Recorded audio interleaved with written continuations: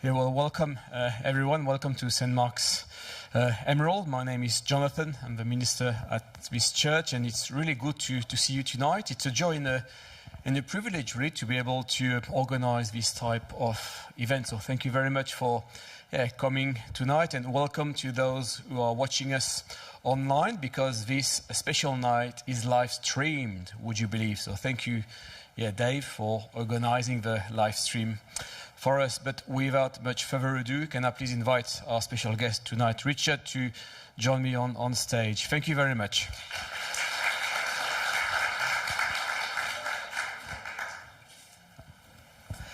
Yeah, and I just thought if you could please introduce yourself maybe to start with, just so that we know a little bit about who you are. So could you please tell us about your background and family, for instance? Thank you. Well, my name's Richard Beare, and I, with my wife Louise, who's here, we used to be members of St. Mark's for 7 years. Other family got a daughter in Scotland who's a furniture restorer, and a daughter in a nurse in Sydney who's, I think, watching online from a campsite in WA at the moment, so hello to her. And a son who's a skateboarder in Barcelona. So all very varied. And my background science-wise is I did maths and physics at Cambridge University, and then spent most of my career training teachers at Warwick University in England, and then came here and did PhD in astrophysics at Monash, studying galaxy evolution. And that's what we're going to tell us about tonight. Indeed, yes. But before we go, I've got a little surprise for you. Oh. I've got 5 questions, very difficult questions to answer. I'm sorry. Richard is not ready at all for this. I was not prepared for this. Very difficult, philosophical, existential questions. Are you ready? Typically French questions. Yes. Then. Yes. The first, and it goes from very easy to very hard. Yes. First question, tea or coffee? I think at this time, tea, please. Tea. Okay. Can you make sure we've got tea for Richard after the evening, please? Thank you. Second question, England or Australia? In what sense? You don't mean the cricket? No. It's really difficult. We're not talking about sports yet. Just generally speaking. England or what would you prefer? Where would you like to be? Well, I suppose we really wanted to still be in Australia, but we weren't able to get a visa, so we had to go back to England. But we live in a lovely part of England, North Norfolk, and by the coast, and we're very happy there. So but it's still lovely to come and visit Australia, which is a beautiful place. So you've answered my third question, city or country? Country. Now it's getting harder and harder. Yeah. Soccer or AFL? Well, I don't know what AFL is, so I don't... Would anyone remind us what AFL is? And the AFL is, please. Footy. Ah. Yeah. That's right. Anyway, don't worry. I was like you 10 years ago. And the last one, but I think it could be the hardest, but it could be the easiest. Science or faith? Well, that's what this evening is about. Well, the answer is both. Well, thank you, Richard. So we'll have a 40-minute presentation, more or less, and at the end of the night, we'll have a time of question and answer, which I will try to facilitate, so don't be shy. If you've got a question, jot it down somewhere, and we'll try to ask Richard to answer it for us. Thank you very much. Okay, thank you. And I'll do my best to answer your questions, but no guarantees. And if I don't know, I shall just say so. Okay, so my name's Richard Beare, and I'm going to share on God, black holes, and the Big Bang. I'm sharing as an astrophysicist, but also as a Christian. And I want to share just my personal view about science and faith mutually complementing each other, and how we need both. So let's start with this. I wonder if you've ever looked up at the night sky and asked yourself the question, where does the universe come from? Why is it here? Why are we here? I'm going to give you this evening my personal answers to these questions. But while we just look at this slide here, I don't suppose any of you will have recognised the constellation of Orion there, simply because it's upside down in Australia, so it doesn't look like that. But that's one of the well-known constellations, Betelgeuse, red giant star there, and the brightest star in the sky, Sirius. So let's now go to the most distant thing you can see with the naked eye in the sky, which is the Andromeda Galaxy. Now, if you look at through binoculars, it appears as a fuzzy patch, but you can just make it out with the naked eye if you look slightly to one side. And the Andromeda Galaxy is slightly larger than our own Milky Way galaxy. It's part of the local group of galaxies, and every single point of light that you see in that image is a star, and there's about 100,000 million of them there in the Andromeda Galaxy, so you can see it's pretty big.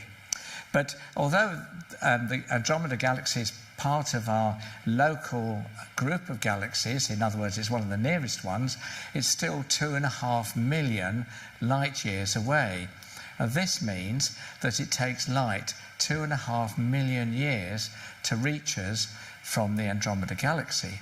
So when you look through your binoculars and you see this galaxy, you're not seeing it as it is now, you're seeing it as it was long before humans were on the Earth. You're seeing it as it was 2.5 million years ago, because that's the time it's taken light to reach us from there. So a really important thing to remember is that when we look at things that are further and further away, we're actually looking back in time. Now, this is a galaxy that is thought to be quite similar to our own galaxy. If you could stand outside our galaxy and have a look at it, that's what it would look like.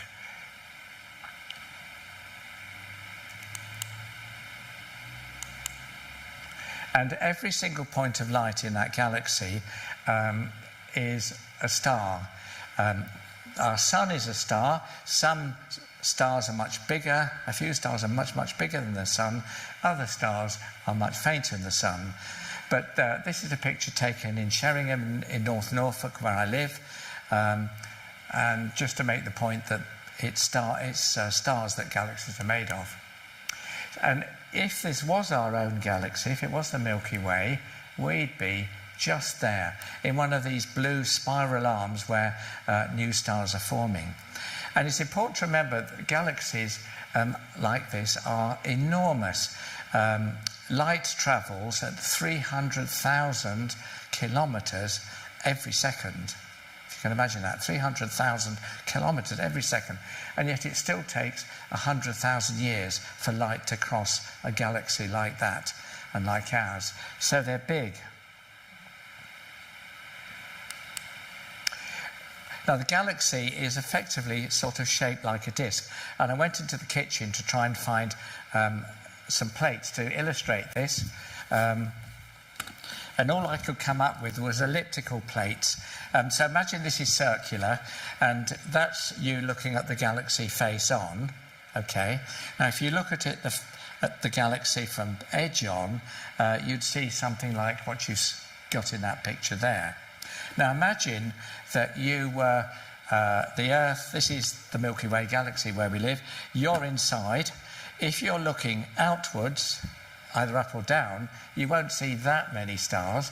But if you look along the line of the galaxy, you'll see masses and masses of stars, which is the Milky Way, what we call the Milky Way that you see in the sky.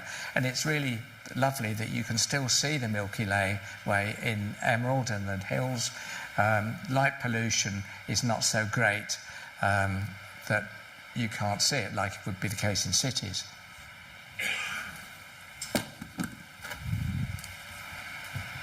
So this is what we see, a band of stars across the sky, shows where we're looking along the plane of the galaxy, and that's the Milky Way from Lockhart Gorge, which we were at just recently.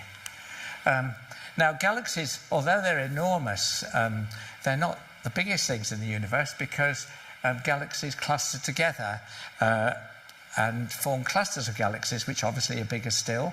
And even bigger than that, clusters of galaxies themselves cluster to make a sort of cosmic web, which looks a little bit like this.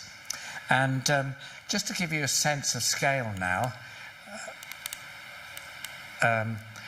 in a typical galaxy, there's 100,000 million stars. And the number of galaxies in the universe is about 100,000 million as well. So if you multiply those two numbers together, you end up with 10,000 million stars in the universe, which means it's pretty big, pretty mind-boggling. So if there is a God who created all of this, he clearly is a lot more big, powerful, intelligent, way beyond our own imagination. So that's one of the things I pick out from, looking at the sheer size of the universe, is how amazingly powerful and big, in a way, and intelligent God must be. Now, this image here, the Hubble Ultra Deep Field image, this is one of the most famous images ever taken by the Hubble Space Telescope.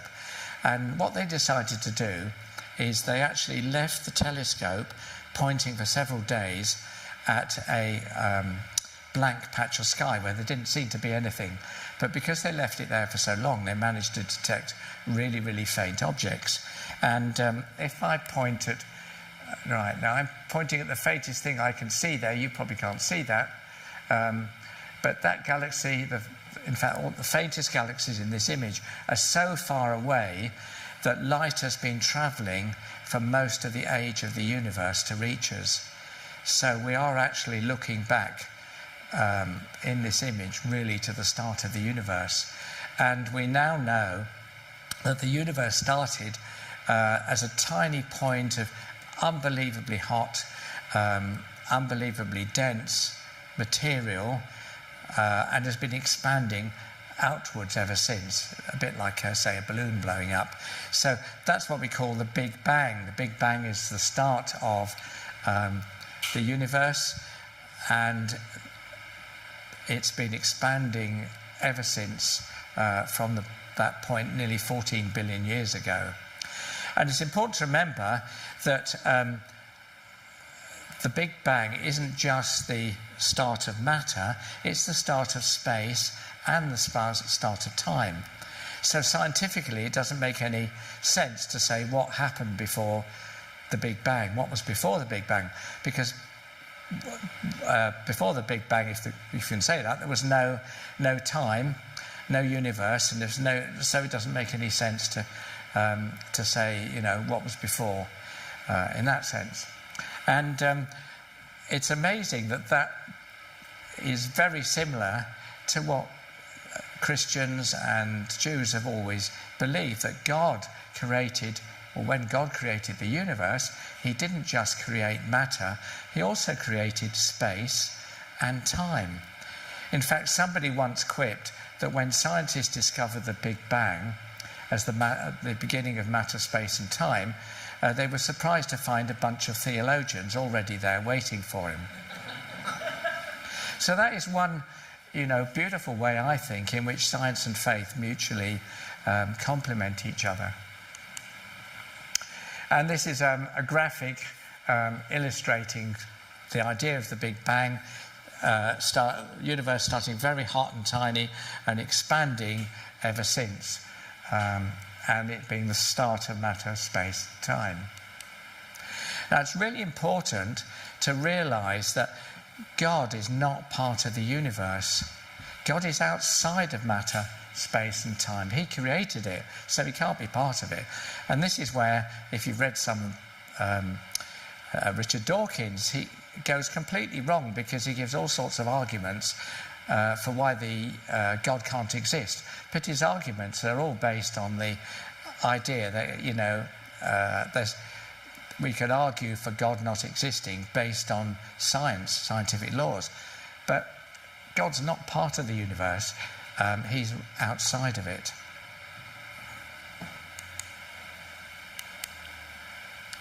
Well, I believe that God created the universe because he wanted to. You know, it was a creative act on his part, and that includes the earth and all living things. You probably recognise some of these things. This is the Cardinia Reservoir, you know, at dusk. And we all know that's the high country, and you recognise those other creatures. So God created a universe out of his own free will because he wanted to, and that includes plants, animals, and above all, human beings. And according to the start of the Bible, human beings represent the pinnacle of creation. And we're told that what he created was really good, and human beings are very good.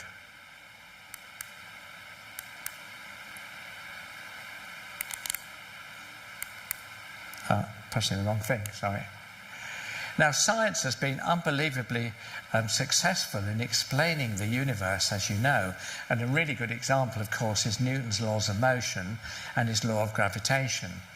And Newton, using his laws, was able to explain that it was the same force of gravity that if I drop something, drop this, gravity causes that to fall to the earth. But Newton realised that it was the same force, gravity, that was keeping the planets in their orbits and the moon in its orbit around the earth. And that was a real stroke of genius because, you know, in the 17th century, who would have actually thought of connecting gravity with things that were happening up in the sky? But Newton's laws of motion, his law of gravity, have been, you know, unbelievably successful in explaining all sorts of things. And in a way, they represent the archetype or success of science in explaining the world around us. In fact, all these things here can be completely described in terms of their motion by Newton's laws. This could be my son, but it isn't actually. Up here, the skateboarder. But the space station, rockets, motion of tennis balls and skateboards, all completely and accurately described by Newton's laws of motion. And also Newton's laws explain not just the orbits and speeds of planets, but also the reappearance of comets every so often. I don't know how many people saw this comet in... Anybody see Hale-Bopp in... Peter did? Oh, we're the only ones, Peter. In the UK, yeah. Comet Hale-Bopp in 1998. Now, the fact that science arose as such a successful enterprise in Europe from the Middle Ages onwards is entirely due to the fact that people believed in a rational creator God who produced an ordered universe subject to fixed laws that we could discover, scientific laws. Historians, even non-believing historians, tell us that it was the Christian or the Judeo-Christian worldview of there being a rational creator that enabled science to develop. Because before that, people were superstitious. And a good example of this is here. Can you see, this is Comet Halley, and this is the English at the time of the Norman invasion, Norman conquest in 1066, when basically the French took over England and became the ruling class, and all the existing English sort of were subject to them. So anyway, if you don't come across that in history, 1066 is a famous date in English history. But look, the Bayeux Tapestry, which is an amazing thing you can see in northern France, depicts the English here pointing in terror up at this comet, because they took the comet to be a sign from the gods as a portent of doom, and that's why they're so terrified. That's the sort of thing you get, sort of belief you get if you don't believe in a rational God who created an ordered universe. Or what about this? This is a frieze from about 800 BC of Babylonian gods fighting each other. And the sort of beliefs people had back then were that, if you did anything to annoy the gods, like make too much noise or something else, something awful would happen to you. So it's important to realise that it was the Christian belief in a rational God and a loving God that actually enabled science to develop in the first place. Now here's another genius, apart from Sir Isaac Newton. We all know Albert Einstein was a genius. And this is a page from his notebook explaining his theory of relativity. And you can see immediately that the mathematics of this is pretty mind-blowing and pretty difficult.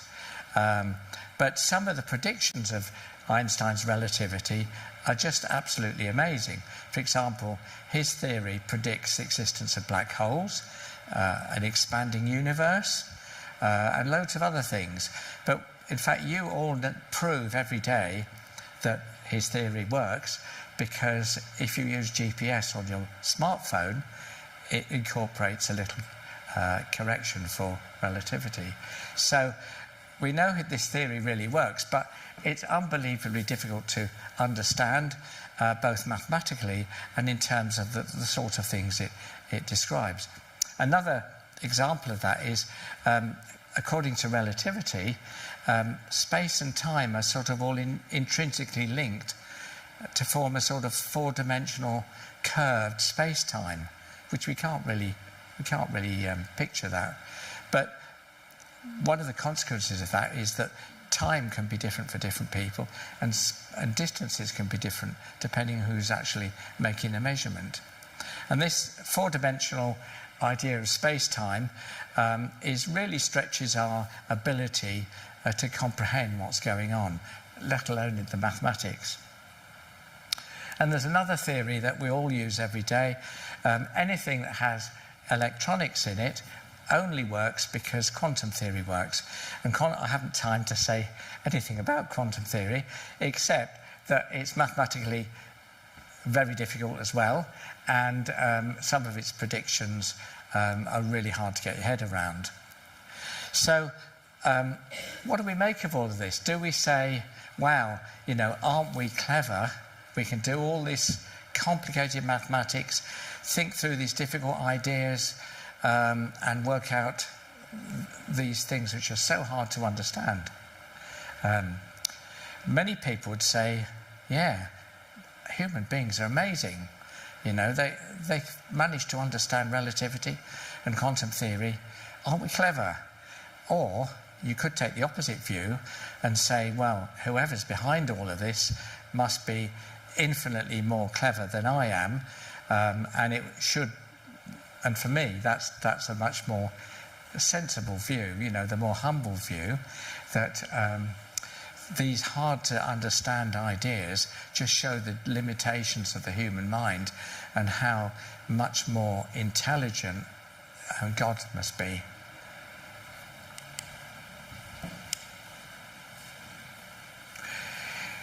Okay, back to some astronomy. This is a picture of a star that exploded and was seen by the Chinese in 1054. And the point about this is that when big stars get to the end of their lives and they run out of fuel, the middle of them collapses inwards in a fraction of a second and then bounces back, and what's left is an untidy mess. Plus in the middle there will be either a neutron star, or if the original star is big enough, there'll be a black hole. Now neutron stars, and there is one in there but you can't actually see it, but in some photos you can. Neutron stars are incredible. If a cubic centimetre of neutron star would weigh 100 million tonnes. Can you imagine that? 100 million. Black holes are even more amazing. They are so dense that even light can't escape. So you can never see a black hole because it's black. And anything that comes near it falls in. Even light can't get out. So that's why we call them black holes. But using radio waves, we can actually sometimes see the shadow of one. And this is the first photograph ever taken of the shadow of a supermassive black hole at the centre of a galaxy.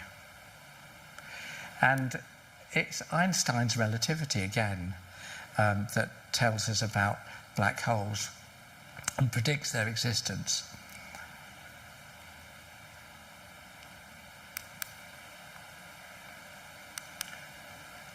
And also, Einstein and people who used his theory later on were able to work out what would happen if you got two black holes coming close to each other. And let me just show you what happens. A bit like a planet going around the sun or the Earth going around the moon, they orbit each other, but they're radiating energy and gradually going faster and faster, and they end up emitting ripples in space-time. So that's four-dimensional space-time.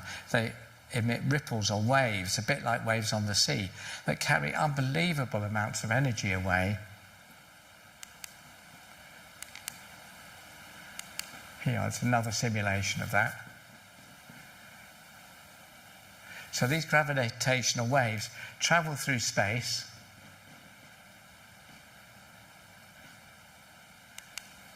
and for years and years and years, people tried to detect these things, but that was finally achieved in 2015. For the first time, we managed to detect a gravitational wave. And the fact that that was able to be done is incredible, because the distance or the movement you need to detect is about, if I remember rightly, it's 100,000th the size of an atom. And yet they managed to do that. It was first done in 2015 using these 4-kilometre size detectors. And interestingly enough, the vibrations that they charted were exactly what Einstein's relativity predicted. Now, if you turn those vibrations into sound, this is what you'd hear.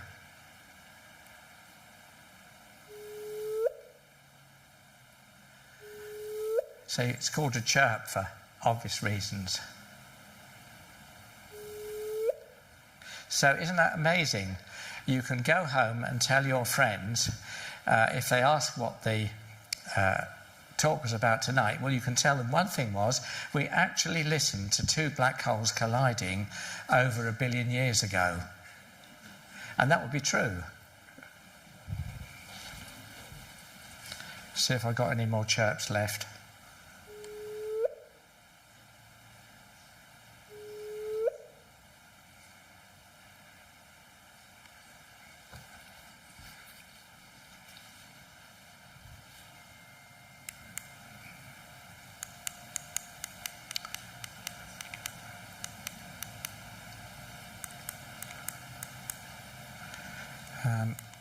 There we go. Okay, back to the Earth now. The Earth is a beautiful place. As you can see, this is the Lake District in England. And it's just wonderful that we have a place, or God's created a place for us to live that's so varied and beautiful as the Earth. You know, you only have to watch a few David Attenborough films to realise the amazing variety and beauty and wonder of the place that we live in. And for me, that's a reflection of the incredibly imaginative, creative God who created all of this. And if you don't think the Earth is wonderful, and we do tend to take it for granted, look at this. That's a picture of Mars. Would you like to live on Mars? I don't think so. But wouldn't it be news if astronomers discovered something beautiful coming out of the surface of a planet like that? You know, it would create a sensation, wouldn't it, in the news? But we're surrounded by it all the time, and we just take it for granted. Or maybe even several of them. Or what about the moon? There's a picture of Apollo 17 on the moon, very inhospitable. Or Venus, even worse still, those beautiful looking clouds there on the surface of Venus are actually droplets of sulfur dioxide. And also if you went to Venus, you'd not only be poisoned and corroded, you'd be suffocated, blown over because the winds are so high, and crushed because of the atmospheric pressure, the wind speed, and the so in Venus anyway is a very hospitable looking planet from the distance, but actually you'd be crushed, cooked, corroded, blown over and suffocated if you went there. Compare that with a picture of the Earth. We got a picture of the Lake District there. I think it's the Lake District, it might be Yorkshire. And these pictures are all taken near where I live in North Norfolk. You know, our world is an absolutely beautiful world. And we really do need to appreciate it more, I think. But there's all sorts of things that have to be just right for the Earth to be the way it is, to be such a lovely place to live. An obvious one is that the Earth has to be about the right distance from the sun for water to exist. If we were any nearer, the water would all boil. If we were further away, it would freeze. So, you know, the Earth is at just the right distance for water to exist. But did you know that if it weren't for the Moon and Jupiter being where they are, we'd have all been, or all living things would have been battered to pieces by asteroids going around the sun, would have crashed into us. And if you wonder what that would have been like, here's a picture of something, the result of an object a bit bigger than St. Mark's Church hitting Arizona 50,000 years ago at 40,000 kilometers per hour. And just imagine that happening all over the Earth. Fortunately, we're protected by the Moon and by Jupiter. And there are other things that have to be just right as well for us to exist. One thing is the strength of gravity. If the strength of gravity was stronger than it actually is, then the universe would have collapsed in on itself under gravity before there was time for stars and galaxies to form. On the other hand, if it was less strong than it actually is, then it wouldn't have been enough for stars and galaxies to form. So that's just one more example of things that have to be just right. And there are many, many, many more of these, which I haven't time to tell you about. But I will tell you about just one. As you know, all living things are based on the element carbon. And this guy here, whose name has just gone out of my mind, Fred Hoyle, thank you. Fred Hoyle and an associate in the 50s, they were studying the energy levels inside atoms, and they discovered that they were precisely right for carbon to have been able to form after the Big Bang. And Hoyle was an atheist, but he said, nothing has challenged my atheism as much as this one discovery. And this is a real puzzle to scientists, whether they are believers or non-believers. Well, more of a puzzle for non-believers, really, because it looks as if the universe is actually created for life to exist and for us to be here. In fact, this is given a name. It's called the anthropic principle, meaning that it looks like the universe is created for human beings to be here.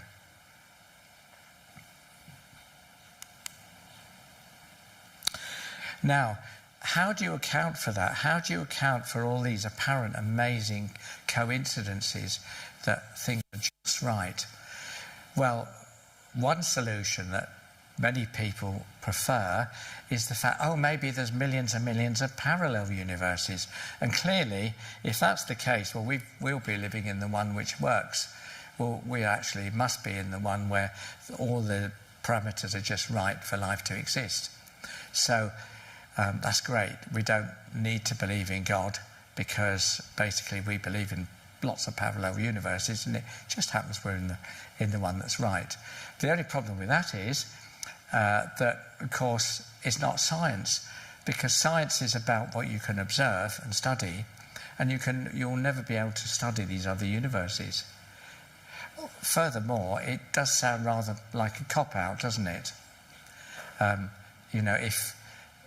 Isn't it easier just to believe that there was a God who created it all just right for us to be here, than to believe in millions and millions of parallel universes?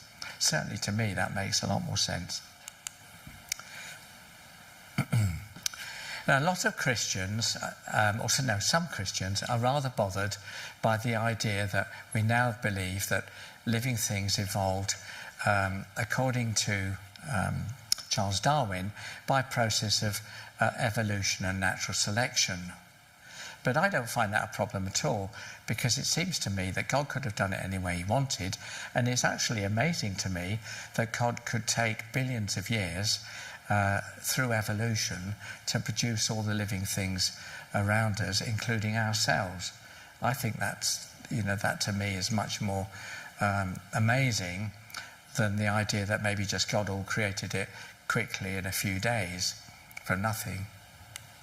And I rather like this quote from Charles Kingsley in 1881. He said, "We knew of old that God was so wise that he could make all things. But behold, he's so much wiser even than that he can make all things make themselves," which I think is a lovely way of putting it. And when you think how evolution actually proceeds by natural selection and the process of DNA, using DNA, isn't it incredible that every living thing every living thing is encoded by putting 4 letters in order, 4 letters representing different DNA of every living thing, whether it's a cabbage or a brush-tailed possum or me.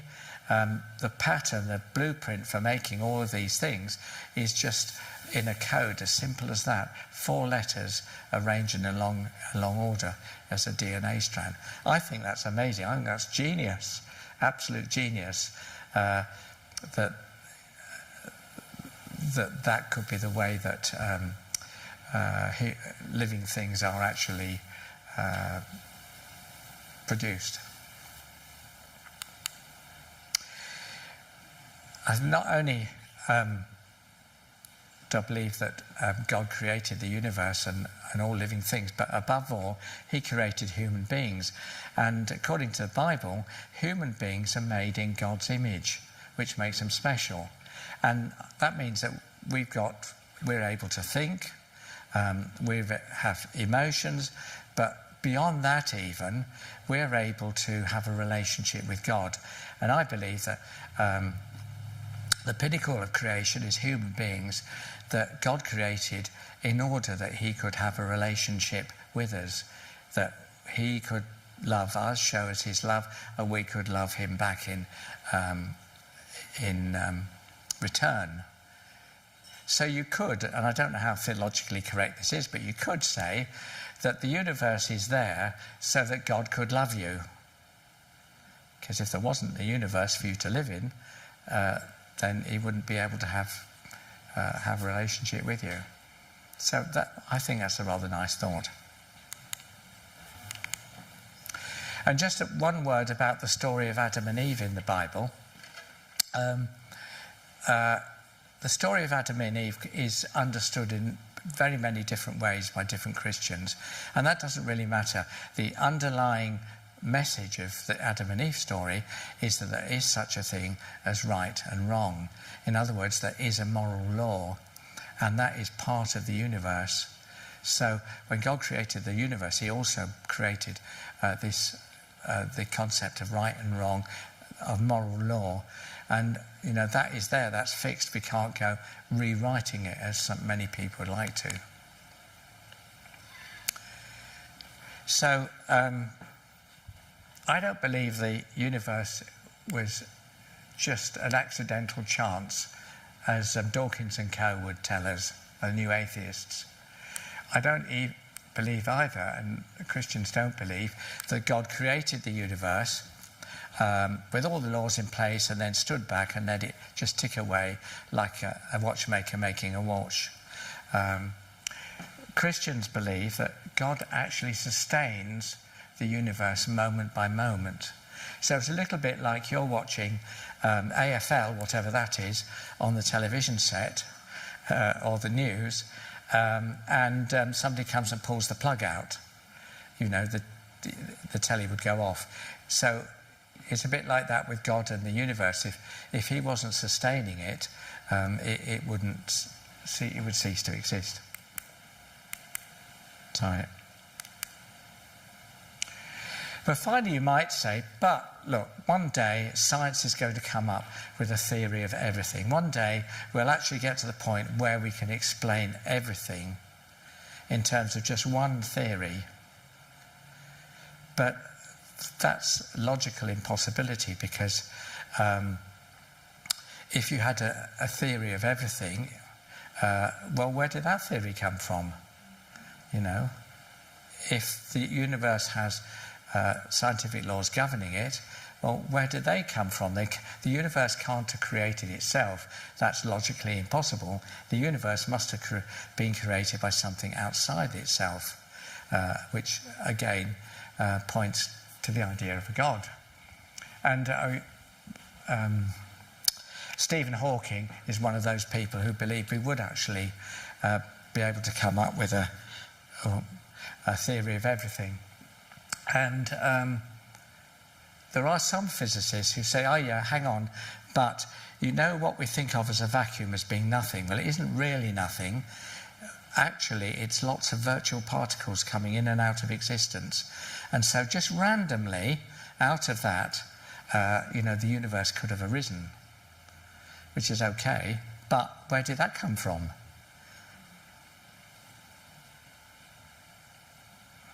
So, I don't know what you think, whether when you look at the universe and you look at the beauty around us, look up at the sky, whether this actually points to there being a loving creator God who wanted to create all this beauty and magnificence and wanted to have a relationship with human beings. So, going back to Jonathan's last question, which he put to me, science and faith, are they in conflict, as many might think? I would say, not at all. Definitely not. We need both. Science tells us how, and faith tells us why. And that's the last thing I have to say, except if you're interested in all of this and would like some really good books, point your phone at this slide, which I'll leave up. This one here, God, Time and Stephen Hawking, is similar to what I've been talking about. The Language of God by Francis Collins, who was head of the Human Genome Project, is amazing from a biologist's point of view, and it looks into evolution and DNA and all that. This one is really good. Creation or evolution, do we have to choose? And can we believe Genesis today as well? So there's some more stuff to look at. Anyway, thank you very much for listening.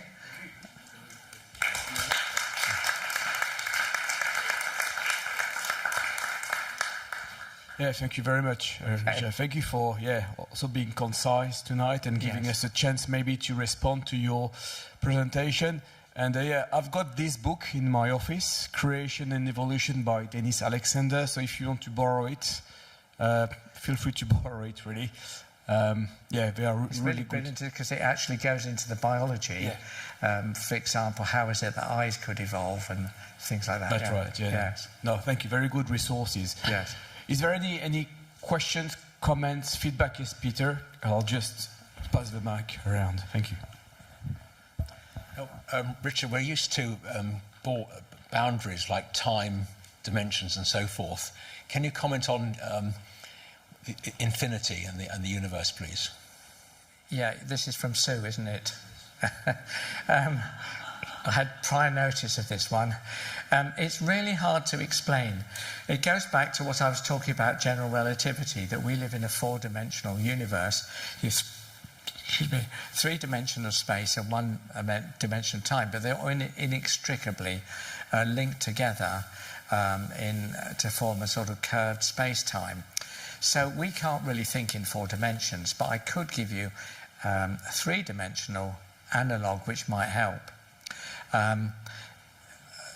Help explain why the universe is infinite and yet has no edge.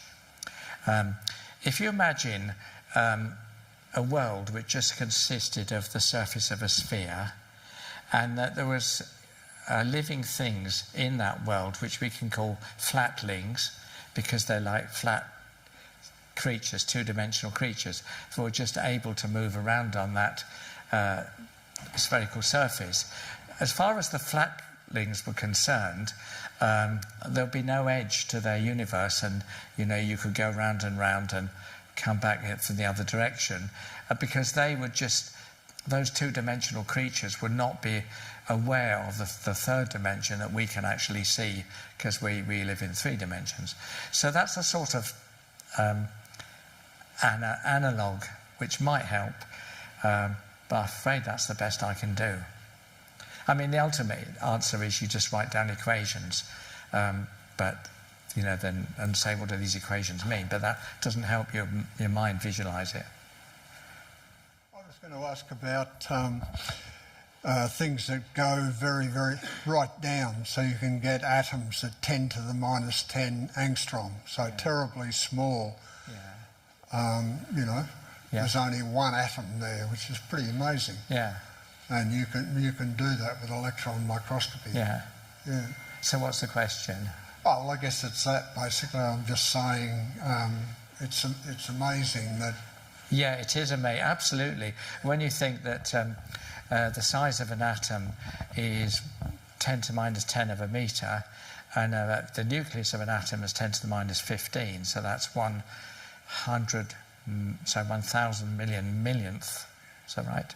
Yeah, 1,000 million millionth of a metre is the diameter of the nucleus of an atom. Then even smaller than that, you've got atoms, nuclei made up of elementary particles, protons, neutrons, electrons, etc.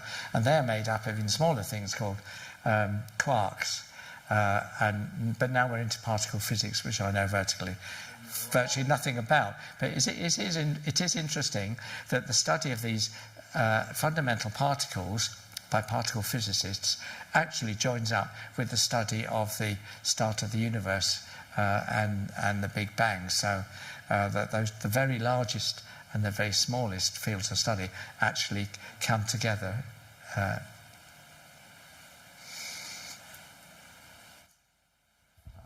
Now, as you probably would definitely know, there are a lot of arguments for and against God. What would you say, is your favourite argument for God, whether that's with free will, moral, or in terms of the idea of being itself? What is, do you think, the best argument or your favourite argument for God? That's a good question. It's worth pointing out that you can't prove the existence of God, okay? I think the thing that I quite like the moral argument, the fact that we're all aware of the idea of right and wrong. But I think also it for me as a Christian, I've been a Christian quite a long time now, or all my life really, that if you put your trust in God and live according to his ways, and you actually begin to see how God has worked in your life, sometimes quite dramatically when, through a miracle, prayer for healing. I've experienced that a couple of times, and that's a quite definite proof that God is there when you see something miraculous happen like that. But equally, I think just as you go on as a Christian, putting your faith in Jesus, you see more and more evidence of actually, God was in this, God was in that. And somebody once said that when you pray and when you put your trust in God, God's incidences happen. Things that look like they're coincidences, but you realise that they're actually God's incidences. So I think probably that's the most convincing thing to me. Yeah.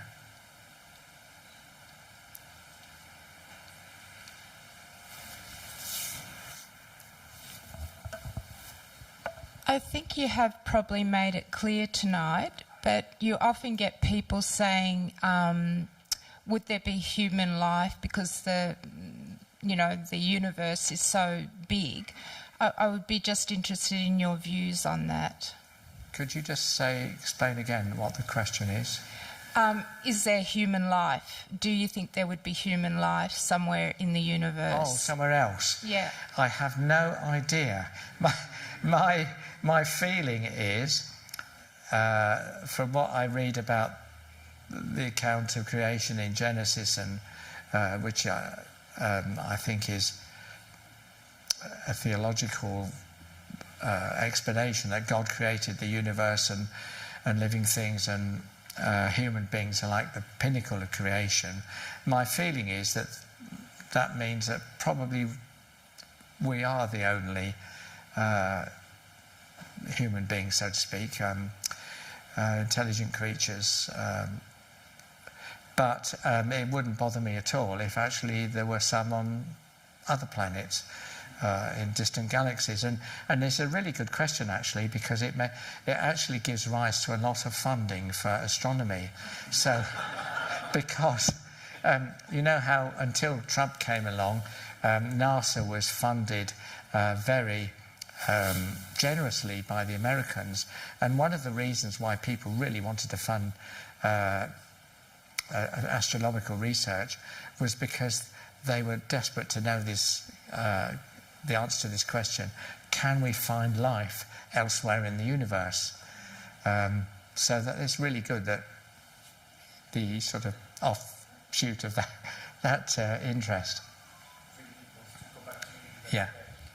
Yeah, I watched a really interesting video the other day on the Interstellar movie with Andre, and how it sort of explains in its own way, like how God works through miracles rather than like being obvious. And why would you say that that God does work through that, coming in the person of Jesus rather than being like very obvious to us?